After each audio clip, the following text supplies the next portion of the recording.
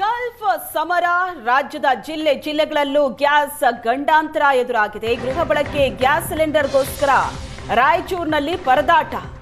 ಕಳೆದ 1 ತಿಂಗಳಿಂದ ಸಿಲಿಂಡರ್ ಸಿಗದೆ ಜನ ಒದ್ದಾಡ್ತಿದ್ದಾರೆ. ರಾತ್ರಿ 11 ಗಂಟೆಯಿಂದ ಈವರೆಗೆ ಕ್ಯೂ ನಿಂತಿದ್ದಾರೆ ಗ್ರಾಹಕರು.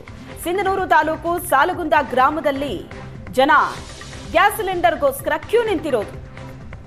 ಸಿಲಿಂಡರ್ ಕಚೇರಿಯನ್ನೇ ತೆರೆದಿಲ್ಲ ಭಾರತ್ ಗ್ಯಾಸ್ ಏಜೆನ್ಸಿ. ಸಿಲಿಂಡರ್ ಕೊಡದೆ OTPಯನ್ನ ಏಜೆನ್ಸಿ ಸಿಬ್ಬಂದಿ ಪಡ್ಕೊಂಡಿದ್ದಾರೆ. ಬೇರೆಯವರಿಗೆ ಸಿಲಿಂಡರ್ ಮಾರಾಟ ಮಾಡಿದ್ದಾರೆ ಅಂತ ಅನುಮಾನ ಇದೆ ಗ್ರಾಮಸ್ಥರಿಗೆ. ಸ್ಥಳಕ್ಕೆ ಸಿಂಧನೂರು ಗ್ರಾಮೀಣ ಪೊಲೀಸರು ಭೇಟಿ ನೀಡಿ ಪರಿಶೀಲನೆ ನಡೆಸಿದ್ರು. ದೃಶ್ಯದಲ್ಲಿ ನೋಡ್ತಾ ಇದ್ದೀರಿ, ಜನ ರಾತ್ರಿ 11 ಗಂಟೆಯಿಂದಲೇ ಸಿಲಿಂಡರ್ಗೋಸ್ಕರ ಕ್ಯೂ ನಿಂತಿರೋದು. ಸಿಲಿಂಡರ್ ಕೊಟ್ಟಿಲ್ಲ, ಆದ್ರೆ ಏಜೆನ್ಸಿ ಸಿಬ್ಬಂದಿ OTP ತಗೊಂಡಿದ್ದಾರೆ. ಬೇರೆಯವರಿಗೆ ಸಿಲಿಂಡರ್ ಅನ್ನ ಮಾರ್ಕೊಂಡಿದ್ದಾರೆ ಅಂತ ಜನ ಆರೋಪ ಮಾಡ್ತಿದ್ದಾರೆ.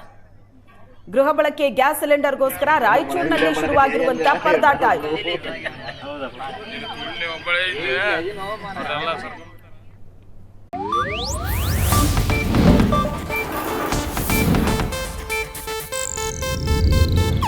ಇದು ಏಷ್ಯಾನೆಟ್ ನ್ಯೂಸ್ ನೆಟ್ವರ್ಕ್ ಪ್ರಸ್ತುತಿ.